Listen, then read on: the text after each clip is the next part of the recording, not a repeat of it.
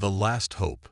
The stark red glare of Mars' eternal sunset painted Elena Martinez's workshop in shades of rust and shadow as she made the final adjustments to the antimatter containment chamber. Her hands, steady despite 72 hours without sleep, manipulated the quantum field projectors with practiced precision. Earth's last hope sat before her, an experimental drive system that could revolutionize interstellar travel if only the Galactic Innovation Exhibition would give humanity a fair chance. 20 years had passed since Earth's environmental collapse forced humanity to scatter across the solar system. While the wealthy flowed to terraformed habitats on Venus and the moons of Jupiter, the rest struggled to survive in cramped Martian colonies, mining precious resources to trade for the basic necessities of survival. The galaxy's elder races watched with mild amusement as humanity clung to existence, offering neither aid nor hindrance to their primitive cousins. Elena's fingers traced the worn insignia of the Martian Science Institute etched into the drive's housing. The automated announcement system crackled to life overhead. Attention all personnel. Final preparations for transport to Centauri Station must be completed within 2 hours. This is humanity's last scheduled opportunity to present at the Galactic Innovation Exhibition. Make it count. The pressure of that reality weighed heavily on Elena's shoulders. At 28, she was considered young by both human and alien standards to be leading such a crucial project. But desperation had a way of accelerating careers, and Elena's brilliant innovations in quantum field manipulation had earned her this chance, perhaps humanity's final chance to prove their worth to the galactic community. Her comlink chimed with an incoming message from Dr. Chen, her mentor and the project's original leader, before a radiation accident left him confined to the medical bay. Elena, the Centaurian delegates are requesting preliminary specifications. They're already questioning our participation. Elena's jaw tightened. Send them the base specs, but keep the quantum field modifications classified. Let them underestimate us one last time. The antimatter drive represented a radical departure from conventional alien technology. While the galaxy's elder races relied on elaborate dark energy manipulators, Elena had discovered a way to harness antimatter reactions with unprecedented efficiency using surprisingly simple materials found in abundance on Mars. The aliens' own arrogance had blinded them to such possibilities. They'd never considered that primitive humans might approach the problem from an entirely different angle. As Elena initiated the final diagnostic sequence, her thoughts drifted to her grandfather's stories of Earth before the collapse. He'd been one of the last deep-sea engineers working to save the dying oceans until the very end. Humanity's greatest strength, he told her, isn't our technology or our intelligence. It's our stubborn refusal to accept failure as final. The diagnostic completed with a soft chime. Green lights cascaded across the control panel, confirming what Elena already knew in her bones. The drive was ready. As her team began the delicate process of loading the prototype for transport, Elena recorded one final entry in her project log. History will remember this moment as either the beginning of humanity's resurrection or the final footnote in our species' story. The galaxy's elder races see us as primitive upstarts, barely worth acknowledging. They've forgotten what it means to struggle, to innovate, to survive against impossible odds. But humanity remembers. Mars remembers, and maybe that's our real advantage. The massive cargo bay doors ground open, revealing the rusty Martian sky and the sleek silver form of the transport ship that would carry them to Centauri Station. Elena watched as anti-grav lifts carefully maneuvered her like's work into the vessel's hold. In 48 hours, she would face the scrutiny of the galaxy's most advanced civilizations. They would question every decision, doubt every innovation, and look for any excuse to dismiss humanity's contribution as irrelevant. Let them doubt, Elena thought. Let them dismiss us. Their certainty in their own superiority would make their eventual realization all the more powerful. Humanity hadn't survived environmental collapse, radiation storms, and the harsh realities of Mars by accepting others' limitations. As Elena boarded the transport, she carried with her not just the hopes of Mars or even Earth, but the unshakable conviction that necessity, desperation, and determination could drive innovation in ways the elder races had forgotten were possible. The ship's engines hummed to life, and Elena Martinez, humanity's unlikely champion, began her journey to change the galaxy's understanding of what was possible. The transport lifted off, leaving behind the red plains of Mars and carrying with it humanity's future among the stars. Elena knew that the real challenge still lay ahead, but for the first time in years, she felt something that had become rare in human colonies: hope. Breaking point. Centauri Station loomed before Elena's transport like a mechanical lotus, its gleaming petals housing the greatest technological achievements the galaxy had to offer. As their ship approached the designated docking port, Elena observed the steady stream of vessels arriving from across the galaxy. Sleek Arctuvian ships that seemed to bend light itself, crystalline Zoraxian vessels that hummed with psychic energy, and the organic ships of the Meridian Collective that looked more like living creatures than spacecraft. The human transport, a practical vessel built from salvaged parts and Martian steel, stood out like a rust spot on a chrome surface. Elena felt the familiar weight of judgment as nearby ships adjusted their trajectories to give them a wider berth than necessary. Docking procedure initiated, announced the ship's A, its voice carrying the slight static common to human technology. Prepare for artificial gravity transition. Elena secured the antimatter drive's protective casing one final time before making her way to the observation deck. The exhibition hall spread out below, a vast chamber filled with holographic displays and demonstration areas. Already, she could see the Arctuvian delegation showcasing their latest quantum tunneling technology, drawing crowds of admirers. Dr. Martinez, a voice crackled through her comm.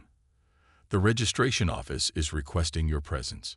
There seems to be an issue with our application. Elena had expected this. She straightened her worn Martian Science Institute uniform and made her way to the administrative level, where a Zoraxian bureaucrat awaited her arrival. The crystalline being's faceted surface reflected Elena's image back at her from a dozen angles. Your submission appears to be. The Zoraxian's translator struggled with the concept. Incomplete. We see no evidence of dark energy manipulation in your drive specifications. That's because we don't use dark energy, Elena replied, maintaining her composure. Our approach is different. Different. The Zoraxian's crystalline structure flickered with what Elena recognized as dismissive amusement. The laws of physics are universal. Dr. Martinez, all advanced propulsion requires dark energy manipulation. This is known. Known, but not necessarily true, Elena countered. She pulled up the drive's basic schematics on her tablet. We've achieved similar results using antimatter catalysis and quantum field containment. The Zoraxian's amusement shifted to something closer to concern. Antimatter. That's incredibly unstable. We abandoned such primitive approaches millennia ago. Perhaps you abandoned them too quickly, Elena suggested, highlighting the efficiency ratings. Our tests show. Tests conducted with human instruments. The Zoraxian interrupted. Hardly reliable. However, regulations require us to allow all member species to present their submissions, no matter how ambitious. You may proceed with installation in Bay 47C. Do try not to damage any nearby exhibits when your containment inevitably fails. Elena's hands clenched around her tablet, but she maintained her professional demeanor. As she walked away, she could hear the Zoraxian adding a note to the official record. Human submission logged under experimental technologies. High risk.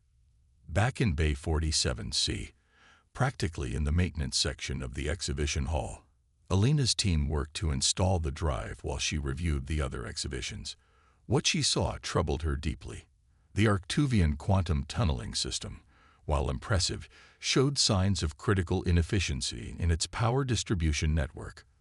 The Meridian Collective's organic propulsion technology was experiencing subtle degradation that its creators seemed to be overlooking. And the Zoraxian crystalline matrices, beautiful as they were, contained fundamental flaws that could prove catastrophic under certain conditions. Elena documented her observations carefully, knowing that pointing out these flaws would only be seen as human presumption. But something else caught her attention, a pattern in the station's power grid. The combined energy demands of all these experimental technologies were creating harmonic resonances in the station's dark energy network, resonances that reminded her of the cascade failures that had accelerated Earth's environmental collapse. Dr. Martinez, one of her engineers, called out urgently, "We're picking up some unusual readings from the drive."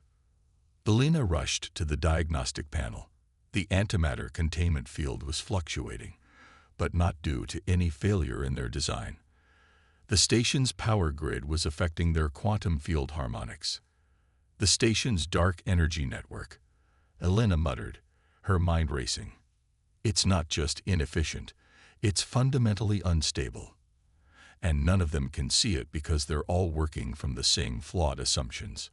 She began modifications to the drive's containment field, not to protect it from failure, but to protect it from the station's own power grid. As she worked, Elena realized that their primitive technology might be the only thing capable of preventing a catastrophic chain reaction. The question was, would anyone believe her in time? Her comm link chimed again. The exhibition's opening ceremony would begin in 6 hours. Elena looked at her drive, then at the station's power readouts, and made a decision. She wouldn't just demonstrate their technology. She would prove its worth by saving everyone on the station. "Begin full power-up sequence," she ordered her team. "And get me a direct line to station engineering. Whether they want to admit it or not, they're going to need our help." The antimatter drive hummed to life, its soft blue glow a stark contrast to the harsh white light of alien technology surrounding it. Elena Martinez, armed with human ingenuity and the desperate innovation of a species fighting for survival, prepared to show the galaxy exactly what primitive technology could do. Storm rising. The first sign of trouble came not from the elaborate sensor arrays monitoring Centauri Station's power grid, but from Elena's jury-rigged warning system, a simple adaptation of old Earth earthquake monitoring technology. The station's dark energy network was beginning to resonate at frequencies that made her tablet vibrate with an ominous rhythm. "Sir," Elena addressed the Meridian Collective's chief engineer, her voice steady despite the urgency she felt, "your power grid is showing signs of harmonic instability." The beam before her, a towering mass of bioluminescent tendrils arranged in roughly humanoid form, rippled with what she recognized as dismissive amusement. "Human, our power systems were designed by the combined intellect of 17 species over 3 centuries. They do not simply become unstable." As if in response to this hubris, the station's lights flickered. The chief engineer's tendrils stiffened in surprise. "A minor fluctuation," they insisted. "The grid is self-correcting." Elena pulled up her data, projecting it into the space between them. "These resonance patterns match what we saw before the cascade failures on Earth. Different scale, same principle. The combined draw from all the experimental drives is creating a feedback loop in your dark energy network." "Impossible. Our systems are designed to." Another flicker, longer this time.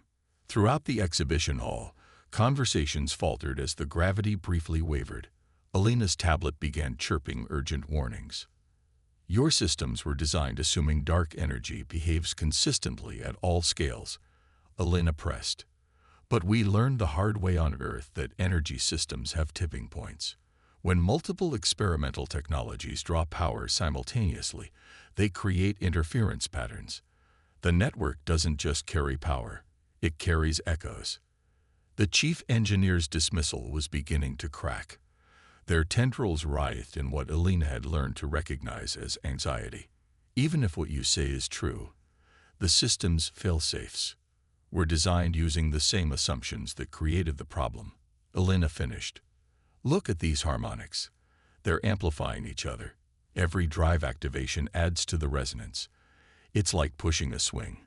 Each push adds energy until..." The station shuddered. Warning klaxons began to sound throughout the exhibition hall.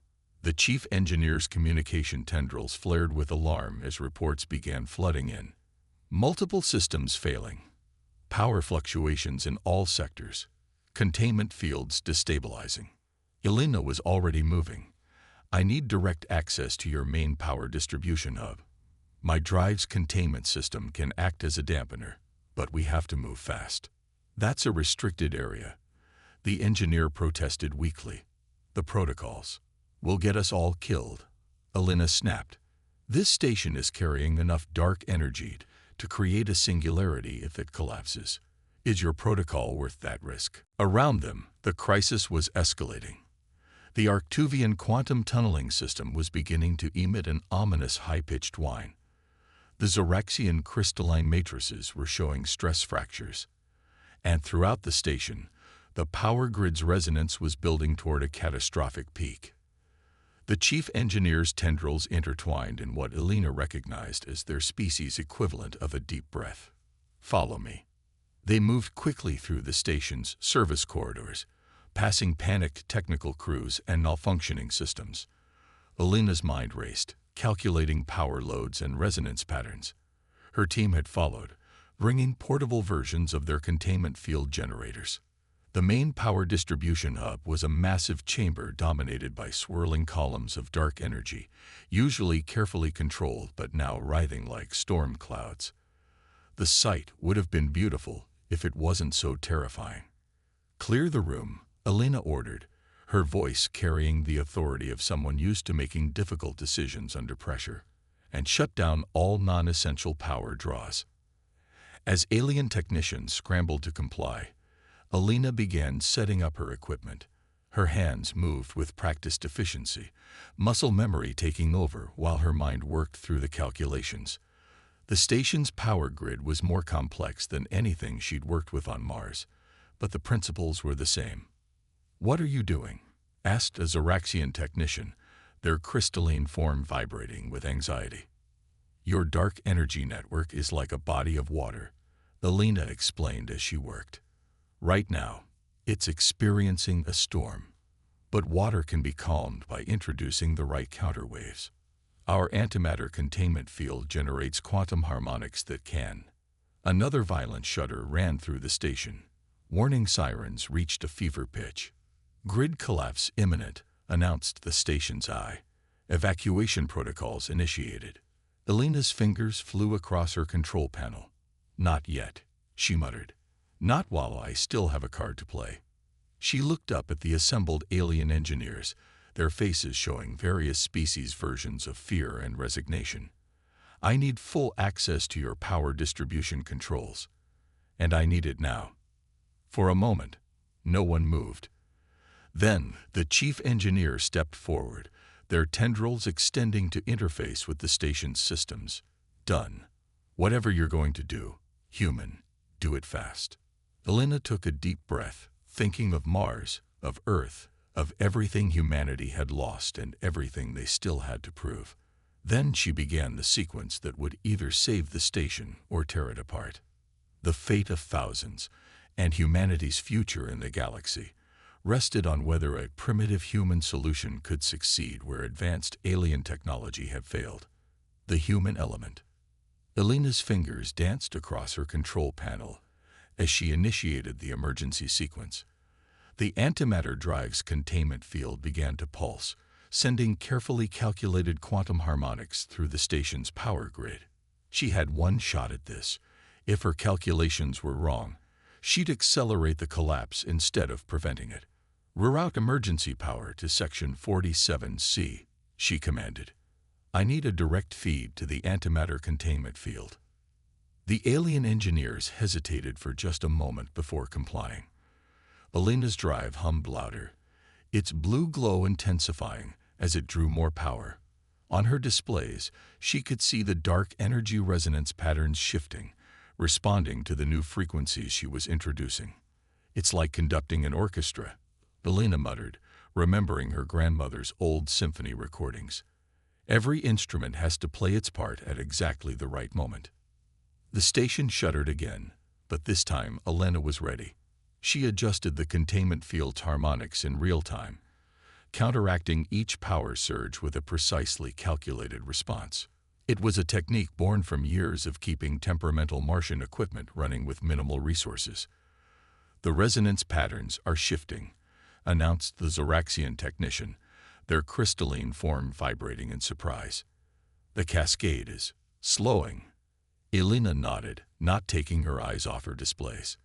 "The containment field is acting as a dampener, absorbing the excess energy and redirecting it in controlled pulses. But we're not done yet." She turned to the chief engineer. "I need you to shut down the experimental drives one by one, in exactly the sequence I specify. Each shutdown has to be timed with my containment field pulses, or we'll trigger a feedback loop." The chief engineer's tendrils writhed with uncertainty. "The exhibitors will object. Some of these drives take days to power down properly. Then they can object to our atoms being scattered across this sector of space." Elena replied sharply. "We don't have time for protocols." Something in her voice, perhaps the same steel that had kept humanity fighting after Earth's collapse, convinced them. The chief engineer began issuing orders through the station's communication network. One by one, the experimental drives powered down. Each shutdown sent new ripples through the dark energy network, but Elena's containment field caught and dispersed them. She worked instinctively now, reading the power fluctuations like a doctor reading a patient's vital signs. Arctuvian quantum tunneling system offline. Meridian biodrive powering down. Zoraxian matrix deactivated. With each shutdown, the station's power grid stabilized further. Elena's tablet stopped its warning chirps, the vibrations fading as the harmonic resonance diminished. Finally, after what felt like hours but had probably been less than 30 minutes, the crisis passed. The emergency klaxons fell silent. The main power distribution hub's dark energy columns returned to their normal controlled swirling. Elena sagged against her control panel, exhaustion catching up with her all at once. "Station systems stabilizing," announced the AI. Grid resonance returns to normal parameters. The room erupted in a cacophony of alien voices and sounds, their species' various expressions of relief and celebration. But Elena wasn't finished. She straightened up, facing the assembled engineers. "This will happen again," she stated firmly. "Your power grid needs fundamental redesign. The dark energy network's current configuration doesn't account for harmonic interference between experimental technologies. It's not just about power management. It's about understanding how different energy patterns interact." The chief engineer's tendrils rippled thoughtfully. "You saved the station using, what did you call it?" "Counterwaves. Quantum harmonic dampening," Elena explained. "It's based on principles we discovered trying to prevent cascade failures during Earth's collapse. We learned the hard way that energy systems aren't just about raw power. They're about patterns, rhythms, the way different frequencies interact. Sometimes the simplest solution is the most effective." The Zoraxian technician stepped forward, their crystalline surface reflecting Elena's tired face. "Your primitive technology, it did what our advanced systems could not. Perhaps we have been overlooking certain fundamental principles in our pursuit of complexity." Elena managed a small smile. Humanity had to learn to work with limited resources, to find solutions that others might consider crude or simplistic. But sometimes, when you strip away all the complexity, you find answers that were there all along. The station's main display screen flickered to life, showing the exhibition hall. The gathered aliens gasped at the sight. Where there had been chaos minutes before, now there was calm. But more than that, Elena's antimatter drive was still running, its containment field pulsing in perfect harmony with the station's power grid. "Your drive," the chief engineer observed. "It's not just containing the antimatter reaction. It's actively stabilizing our entire power network." Elena nodded. "That was always part of the design. On Mars, we can't afford to waste energy, and we can't risk system failures. Every piece of technology has to work in harmony with everything around it. It's not about raw power. It's about understanding the entire system as a living, breathing whole." The implications of what had just happened were beginning to sink in. Alina's primitive human technology hadn't just prevented a catastrophe. It had demonstrated principles that the galaxy's most advanced civilizations had overlooked in their rush toward ever more complex solutions. But as Alina looked at the faces of the alien engineers around her, she saw something she hadn't expected. Respect. Not the condescending tolerance they'd shown before, but genuine recognition of what humanity might have to offer the galaxy. The exhibition would continue, but now with a very different tone. The question was no longer whether humanity deserved a place among the stars, but what other insights they might bring to a galactic community that had perhaps grown too comfortable in its assumed superiority. New dawn. 3 days after the crisis, Alina stood before the Galactic Innovation Exhibition's Grand Council, the chamber designed to accommodate representatives of every spacefaring species, curved around her in ascending tiers of seats. Thousands of eyes, some compound, some crystalline, some barely recognizable as such, focused on the human engineer from Mars. The Arctuvian High Commissioner spoke first, their light-bending forms shimming with formal patterns. Engineer Martinez, your actions during the recent crisis have prompted us to reevaluate humanity's position in the galactic community.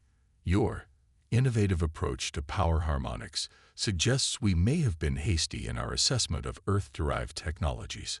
Alina stood straight, her worn Martian Science Institute uniform a stark contrast to the ornate attire around her.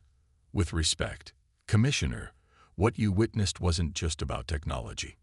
It was about perspective. Humanity's greatest advances came not from abundance, but from necessity. She gestured to her antimatter drive, now prominently displayed in the chamber center. This drive works because we couldn't afford to waste energy. It's stable because we couldn't risk failure.